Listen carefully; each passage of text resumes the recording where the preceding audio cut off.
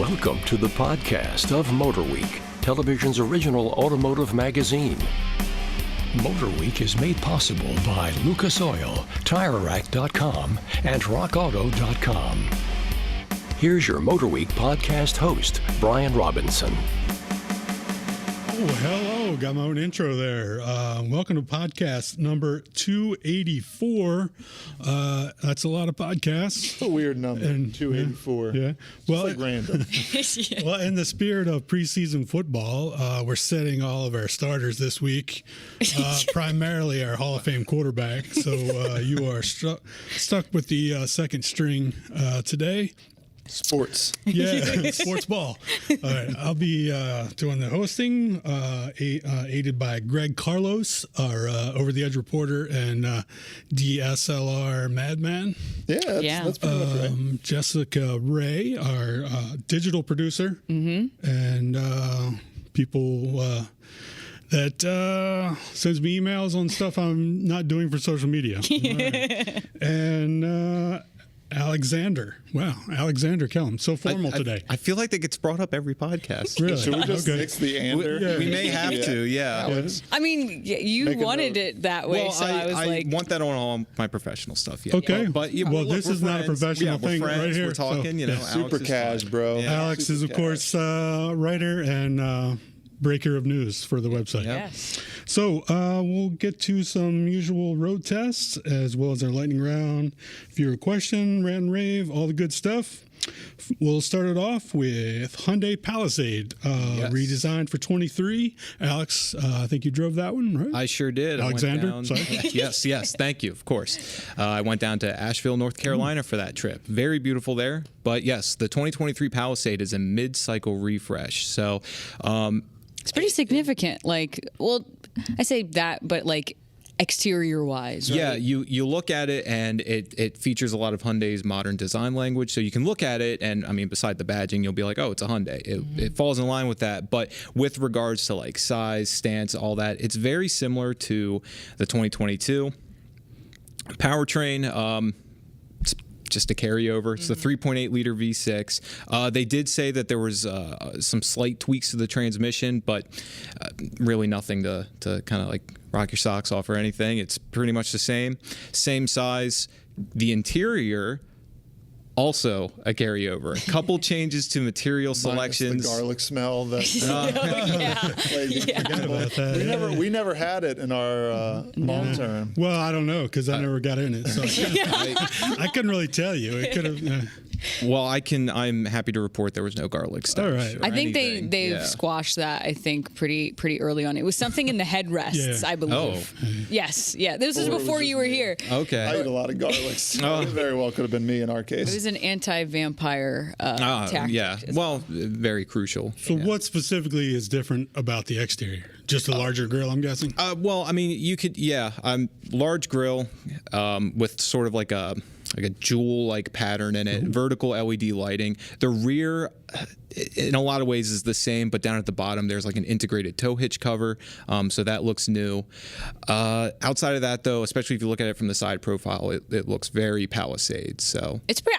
I feel like it's just a little bit more refined. Little chiseled. A little. Yes. Yeah. I'm looking at it now, and it looks a little. The edges look a tad sharper. Yes. Yes. So I think most of us, it's a platform made with the Telluride Kia, and I think most of us preferred the Kia originally. Does this change that at all, or?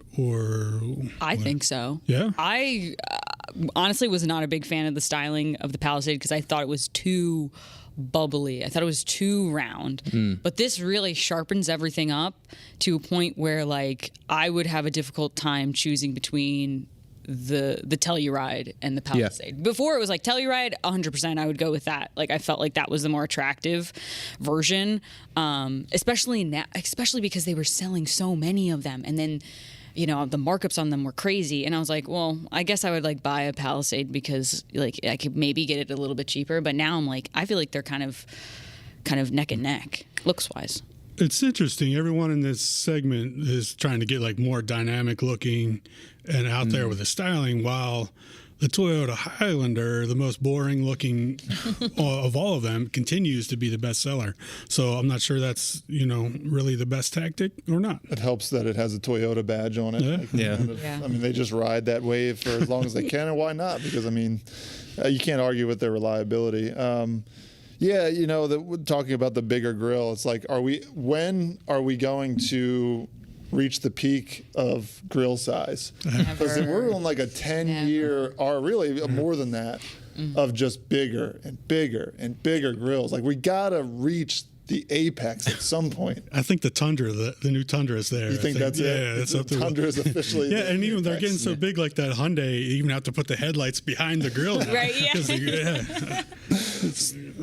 Yeah, it's funny. And ironically, speaking of the Telluride versus Palisade, I was just on a long family vacation, lots of family time, and my sister is looking into getting upgrading her RDX. She now has a kid, so she wants something a little bit bigger. And she had brought it up, and I was like, "Oh, well, I assume you want a Palace or a Telluride, because just about everybody I talk to, likes the Telluride better than the Palisade, at least from a styling standpoint." And she said no, she liked the Palisade, and it was actually at the time you were on the press drive, and I was like, "Well, they're coming out with the 2023 now, so we'll see if you continue to like the Palisade over the Telluride." And I think judging by her taste, she's probably going to like it even more. So, was there any price changes? Did they come out with pricing for it yet? Well, so I can tell you they have made changes to the trim. So the kind of like a lot of that has kind of shifted a little bit. So there's now 5 trims with the new XRT in the middle, which is around $41,000. Okay. I believe the entry, the SE, is around, destination about 36. And then it'll top out just under 50 with the calligraphy. What is the XRT? So the XRT is a model that is supposed to look like it's more off-roady, has a little more spunk to it with like dark wheels and I think like roof rails, like a darked out grill. Performance-wise, it's all the same. I mean, everything else is basically the same. Yeah, it just has you get some of those like accoutrements that you would get with like the SEL, like the premium pack and stuff, but you don't. It's not like it's obviously built to be like a off-road like monster or anything. So basically, it like just comes with like roof rails. So like if you wanted to. And like some of the nicer features you would get in like black trim. Yeah. Come on. Black trim. like Volkswagen's R-Line trim. Right, Like, yeah. oh, it's probably more performance oriented, and it's the exact same powertrain. Yeah, but it's got like red striping and different wheels. Yeah. Hey, you got to give people options, right? You got to give people options. All right, let's move on to something a little more unique, the Meyers Manx. What is that? Well, it's a dune buggy. I mean, it's a proper dune buggy. When you think like the word dune buggy, it's got that shape, that like open air, just like Right, because they started it. yeah, Or right. Meyer, Yeah, they're the OG. What was his first name? I should know this, but He just died. I yeah. believe. But whoever his last name was Myers. His last name was and, Myers. Yeah, Yes. he invented the dune buggy, right? Yes. Yeah. So these are like the OGs in this company, and they had, I guess, sold the name in the company before the guy who created it before he died. The original idea was like you built it though, right? Like a they kit. gave you a kit, Right. and you could Yeah. put like a Volkswagen engine in it, or like a Corvair or something like that. And it's basically just like a body with like 2 rails on the top. You got so some that- breaking news, Alexander? Bruce Myers. Bruce Myers. Yeah. How could I not remember that? Bruce. I feel like I knew it started with B. But yeah, basically, I mean, the OG dune buggy, bringing back the name, bringing back that iconic look, but this time it's electrified, obviously, as Shocker. we're moving to the future, right? Because there's all kind of places to plug in out in the desert, right? Yeah. they're Find an trying. oasis. The only thing it has more than water is electricity. Well, at least you could dig for water. I'm not sure you can dig for electricity. I mean, it would be helpful if they put like solar. Somehow we're able to integrate solar in this thing, yeah. but there's no roof. So I mean, this is like a very lightweight sort of off-roading thing, as lightweight as you can get with a battery and electric motors. Like 1,500 pounds. Yep. Yeah, so very lightweight, and it's got two different battery pack options. One is a 20 kilowatt hour battery that can potentially go 150 miles with also, you can double that to a 40 kilowatt hour pack that can get you up to 300 miles. Yeah, what are we thinking? What are we thinking? I was ready to hear Brian's rant because our audio engineer shushed us as we were starting the podcast. We're going to get into those numbers. That seems like vaporware. Really, those numbers seem exceptionally high compared to other batteries of similar size. We'll see. I mean, it is very lightweight. I mean, when we're thinking about, say, like the F-150 Lightning 130 kilowatt hour pack, that can get a 300 mile range, but that also weighs 6,000 pounds. Right. This is 1,500. Do I think maybe we could get 300 miles? What would you want to drive 300 miles in this thing? Maybe. Good point. I guess. It is street legal, obviously. If I had to find some water in the desert. Right. I mean, I guess, yeah, it would make sense, right? 300 miles. You could pretty much go most places, go camping, wherever, kind of go out there. It's got up to 202 horsepower, 240 pound-feet of torque. And they say a 4.5 second 0 to 60, which I don't know that I'd want to do that in that little thing. I but would. If they send me one, I'll certainly try. Yeah, I mean, I'm guessing. Did they say how many they're going to make? I mean, I guess this is going to be extremely limited. It's essentially Based on there's demand. there's going to be a beta program next year where they're going to send out 50 cars. Okay. Those will go to like just people who sign up for it, and they get to kind of give feedback. After that, I don't think they've actually specified, but I would agree it's probably going to be very limited. Yeah, I can just see people cruising up and down Malibu or around Miami or whatever. Essentially, a really cool looking go kart. kind of. I'm not sure. I feel like engine and exhaust noise would be even more missed in a dune buggy than it is in a car, honestly. Like, wouldn't that be really weird seeing like a Manx going up over a dune and then it's like you don't hear anything? Yeah, that air cooled Volkswagen engine. Yeah. I mean, I guess I wouldn't miss like the smells and like exhaust, that sort of thing personally. But yeah, no, I think that goes with most off-roaders, right? That they're silent and it's just like a very weird sensation. I dug it in the 4xe Wrangler. Yeah. It was cool. And you can actually somewhat enjoy nature while you're destroying it. But yeah, no, I mean, it's certainly a very interesting vehicle. We have no idea how much it's going to cost, but it will be street legal. You can drive it on the roads, and hopefully we see one here sometime next year. I found my commuter. But did you sign up or you want to? No. I missed the beta. It'll be perfect for January weather around here, honestly. We I get got a this scarf. or the Cybertruck first. Oh. Don't start, Greg. All right. Well, let's move on to our long-term fleet, which is getting much shorter and smaller as we're saying goodbye to two of our long-terms. Greg, with the details. Yeah, details. The first one we're getting, or we're waving goodbye to, is the Prius plug-in, or the Prius Prime. If you ever see Prime on a Toyota, that means it's a plug-in hybrid. Just FYI, in case you guys Doesn't know. mean it's extra special. In some other way. It's plug-in hybrid. Well, I guess it's a little extra special for being a plug-in. Well, yeah, I mean, compared to a regular Prius, when the Prime came out, it was the first one with the Tesla-style screen, and we're talking about like 6 years ago. That is this true. happened. Yeah. Yeah, And it was a very special thing at the time. Unfortunately, that part of the car has really aged. And I will say the RAV4 Prime is much more prime than the Prius Prime. Yes. Yes. Yeah, because it's got a lot more power. It does. It's the most powerful. better range RAV4. as well. But anyway, back to the Prius. They also are like selling every one they make. So the Prius was with us for right around at least a year. We might have had it just a few more weeks. Yeah, for sure. 20,000 miles. We finished up at literally just under 60 miles per gallon total, and that includes us charging it sporadically. I'd say most of the time, if not, I think right. We could more have been better. lately. I think more lately because We saw a dip, and we're like, maybe we should try plugging it in more.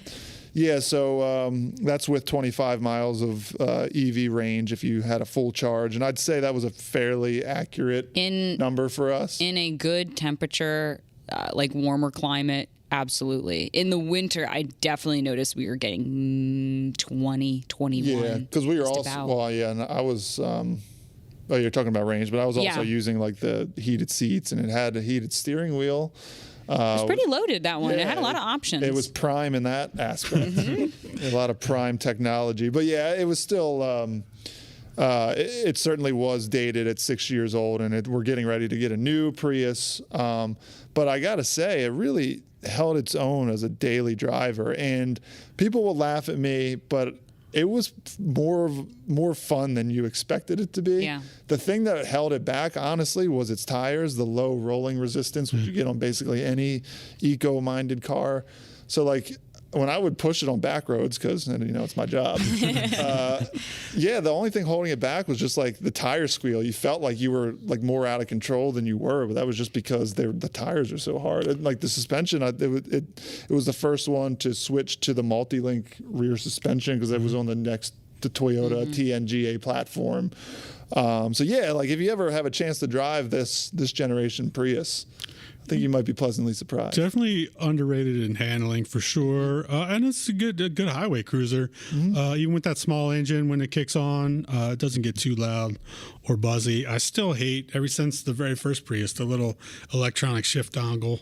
Oh yeah, It's annoying, but yeah, that doesn't bother me so much. And obviously, you get Toyota's just excellent hybrid system. That's why it's basically synonymous with Prius or with hybrid. Prius is synonymous with hybrid because it was, the original, and it was just so good, and it continues to be so good. The idea of like that you can be driving and honestly not know whether you're driving on electric power or gas power is really a testament to how good the system is. I have to say, I think like driving on the electric mode in that Prius was so great. It made me want an all-electric Prius. I was like, I felt like it was nicer driving on the electric mode than it was driving with the engine because you had plenty of power. It was incredibly smooth.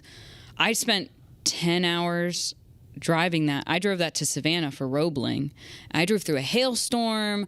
I drove through a lot of weather when we did that. And I am so glad that was the car that I was given to drive. At first, I wasn't that enthused, but I was like, you know what? I don't mind this thing. It's really fun to drive.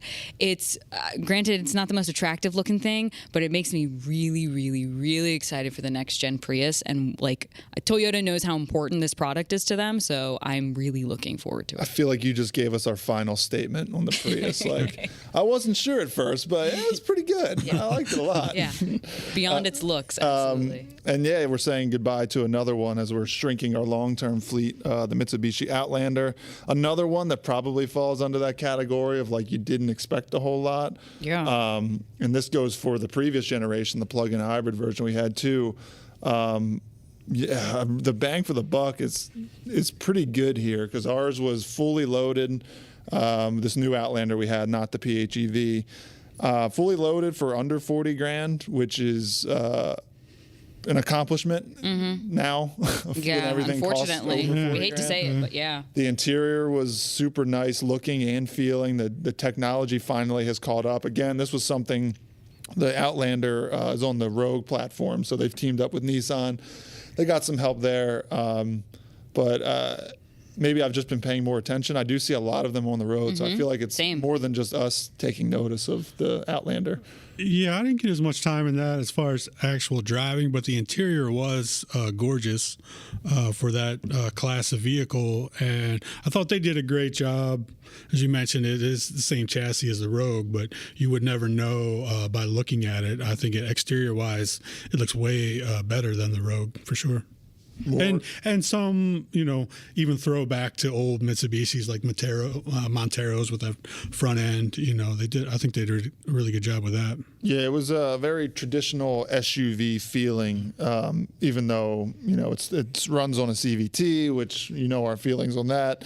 Doesn't have a ton of power, but it was perfect for for what it is. Right. The size that it is, I thought the CVT was very good because it didn't feel like it was holding you back. You didn't feel like it was super buzzy. Neither did the engine feel that way. Like around town driving in that thing was very, very comfortable and enjoyable. And we were averaging just under 30 miles per gallon, Which is about 28, 29. Yeah, it's We were pretty definitely impressive. pushing 29. And that third row is standard in that vehicle, right? Correct. Yeah. Standard 3 With- rows. That third row. Well, I was going to ask, with all of your kids, did you have any in the third row? I Rick? never put Okay. anything back there. It was always folded. Yeah. But, it's I one think of the- his kids could fit back there because they're still in I don't car know. seats. Cam and, Have you seen Greg lately? That's true. I was Yeah. going to say. Margot has sprouted up like a weed, and Cam is just so beefy. But the third row in a vehicle like that is kind of like it makes you feel good to have it, even though you'll probably never use it for its intended purpose. It'll Just like stay all-wheel folded. drive, right? Exactly, which this also had, and like the I'll say to the whole technology point, the digital gauge cluster was like probably one of the nicer, most clear digital gauge clusters we've driven. And again, we're talking about a Mitsubishi Nissan thing here. And it was like really solid. The graphics when you would switch between drive modes, I mean, like it was like you're watching a video Yeah, screen. kind of. Yeah, no, I think it was just really simple. And I think in a time where people are struggling to find cars and affordable cars, like this is Mitsubishi's like time right now. Is like if you got any cars to sell, make them good and sell them. And I think that's why we see them on the roads. I think in a normal time, people would not be like, "Oh yeah, I'm going to go buy a Mitsubishi Outlander." They wouldn't necessarily be thinking that. But now that I think so many brands are struggling, people are like, "Hey, actually, this is a pretty decent product that they're sending out." It's the right segment. That's the hot segment. Yeah, SUVs. people are struggling to keep vehicles on the lot, not to sell the vehicles they have, for sure. True. Yeah. Alex, anything? Oh man, Any thoughts tossing on it? it? No. Just to kind of like mirror everything that's been said, I was kind of impressed. Like bang for the buck, really. I mean, I thought the interior fully loaded for what you were getting. I didn't. Likewise, I didn't get to spend a lot of time driving it, but the little that I did, I thoroughly enjoyed it. And amongst my like enthusiast friends, like I know some of them, like I talk about Mitsubishi, and a couple of them have kind of said like, I've never, I don't really care. Look what they did to like the Eclipse. You hear that kind of stuff, but it's like you have to look at it for what it is, and for what it is, I think it's pretty good. Yeah. Well said. Well said. Great way to wrap that one up. We'll move on to our lightning round. Wow. I'm going to read all this. Do you want me to read it? Yeah, let's hear Jessica. I'll read read it. it. All right. I wrote it. Okay. So, the Inflation Reduction Act of 2022 has passed in the Senate, and while part of it expanded EV tax credits, it ultimately requires new rules and stipulations, including that at least 40% of a vehicle's battery materials must be sourced in the U.S. or a trade-allied nation by 2024, and 100% by 2029, meaning if an EV does not meet those requirements, it will be ineligible for the $7,500 tax credit. Do you think that this will slow down EV sales as their popularity seems to boom? Well done, Jessica. Thank you very much. Who wants to go first on that one? Keep it rolling, Jessica. I mean, I can talk about it, sure.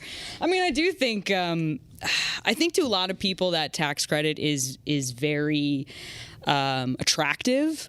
I think it's for people who are a bit more affluent and who can afford some of these higher end EVs. Like I think about like where I am in my life. This tax credit really wouldn't do that much for me personally because I don't make as much money to pay as many taxes.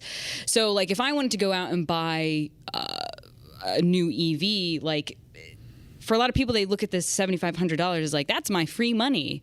But like in a lot of cases, that's not how Up to you look at it. $7,500. Yeah. That too, yes, because with the different batteries in different vehicles, it might not be And they don't $7,500. just hand you a $7,500 check. Right. And Correct. some EVs have already exhausted all of their credits, and you don't get that on some EVs anyway. Yes, that's also true. So I mean, I think it could slow down EV sales, but we're seeing a lot of really good product out there. Time's up. We never Anyways. Alex gets two because he also gets to have Alexander time. Oh yeah, see. Yeah, somebody I'm else playing both chime sides, in. Yeah.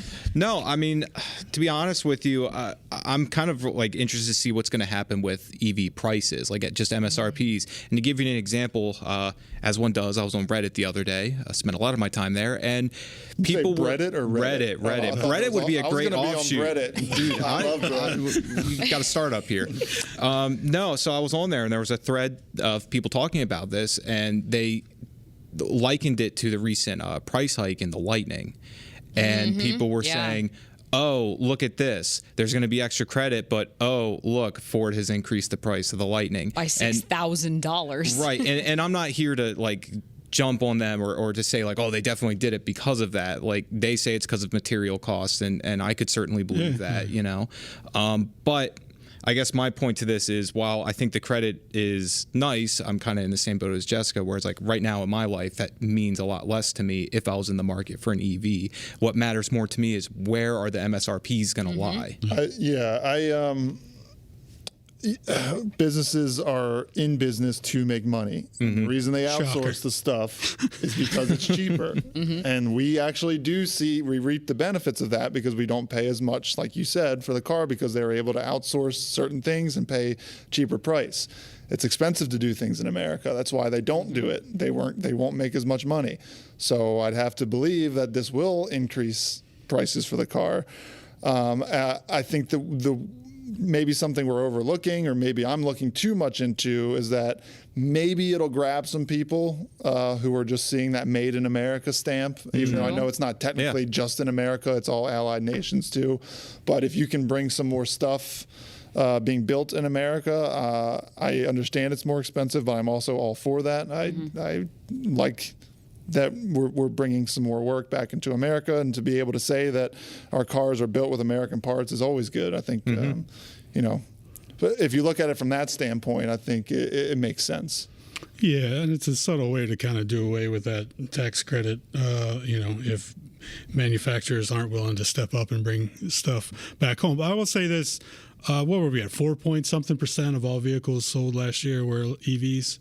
I'll trust you on that. Yeah, we were definitely under 5%. Yeah. Well, as far as the actual question, will this slow popularity or slow their momentum down, EV sales? They're already up 60% this year from last year. So we're getting up to that 7-8% possibly next year. And eventually, sooner than later, I mean, it's going to be your only choice. So I'm not sure that it's going to slow anything down. It'll certainly get people to, maybe rethink which one they buy and maybe be a little more price conscious, as you guys were saying. But yeah, I don't think there's anything that can slow it down at this point. I mean, I guess you're right. At a certain point, though, as EVs become more mainstream, this tax credit is going to be history. Like, there's going to be no point to incentivize buying them because, hopefully our infrastructure will be a little bit better, and it'll just be much easier for us to live with them and to be able to afford them and for it to make sense in our daily lives. So, I think it'll be interesting to see how this kind of pans out and what this means. When we inevitably get the comment saying, do you guys know where all that power comes from? Yes, we know where the power comes from. It is an issue. We're not glancing over it. We know where it comes from. Everybody's working on it. There's much smarter people than us that are working on how to figure out what we're going to do. Somewhere. You have to try at some point. Yeah, I mean, that brings up the larger point of how fast we're trying to get into this, right? Should we just be slowly easing into this instead of forcing it down everyone's throat? Well, that goes into that whole other topic that I am super supportive of, which is why did we skip hybrids? I think everything should be a hybrid, and I feel like we skipped them. But anyway, that's a totally different topic. Sounds more like a rant. That's a rant. Does anyone have a rant and/or a rave? I do have a viewer question. Oh. I mean, I got to do the viewer question first. I was going to say that for last. Oh, were you? No, I just. All right, let's see here. I'll read this one because it's nice and short. Thank you, J-Ray. You're welcome. You're welcome. All right, this viewer question comes from David K. Are you open to segment ideas or submissions for potential on-air correspondence? This is really a question to Greg. mostly. Oh, I'm an on-air Really? correspondent. You are an I am. Wow.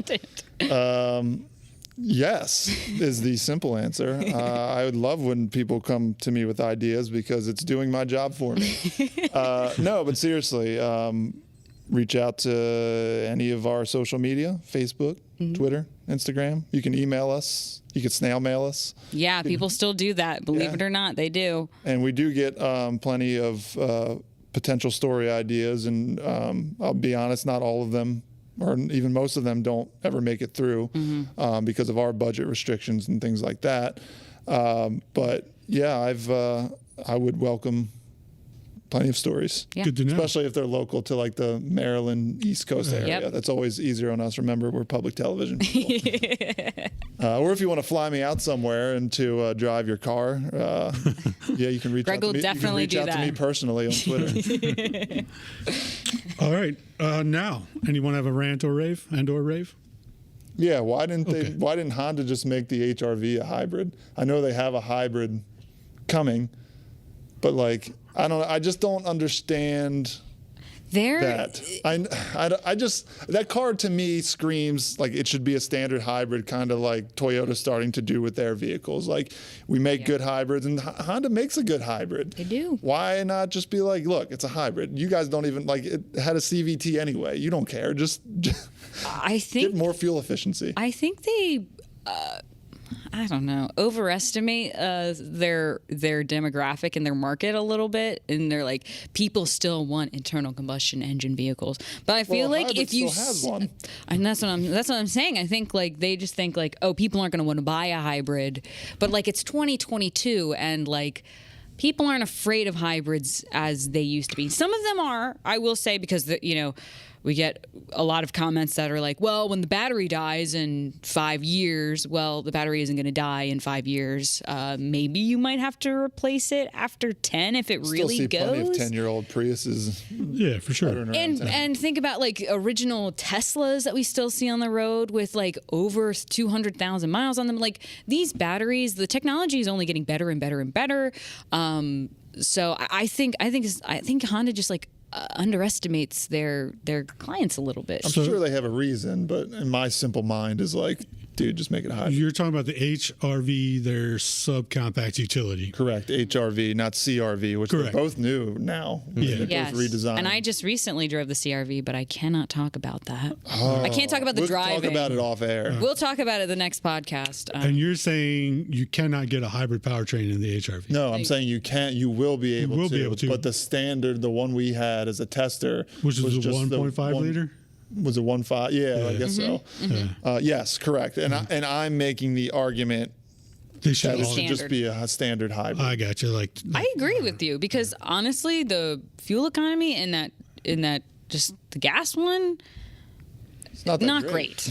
Not great for a vehicle that is small and not very powerful and has a CVT. And it's like, all right, you put the CVT in the car because it's supposed to make it more fuel efficient, and then you're like maybe getting like 30 miles per gallon. To me, I'm like, I don't like that.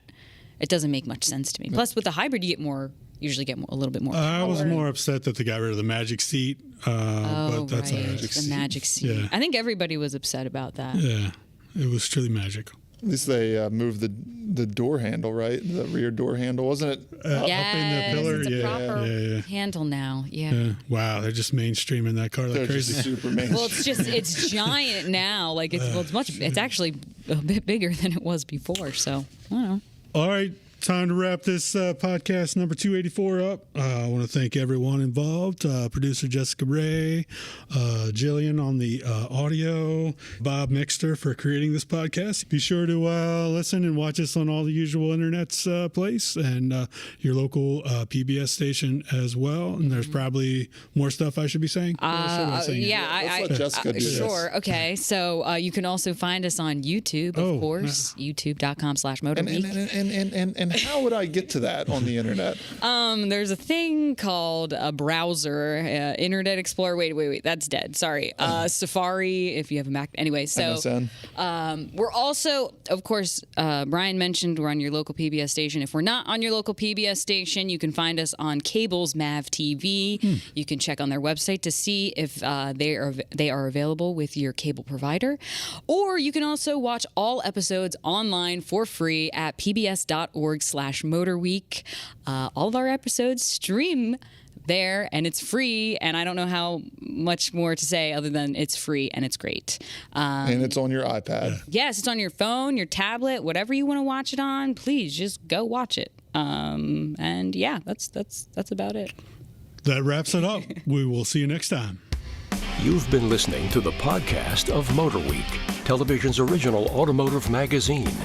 MotorWeek is made possible by Lucas Oil, TireRack.com, and RockAuto.com. For additional information on podcasts, videos, and showtimes, visit our website at MotorWeek.org. And watch MotorWeek, television's longest-running automotive magazine series each week on your local PBS station.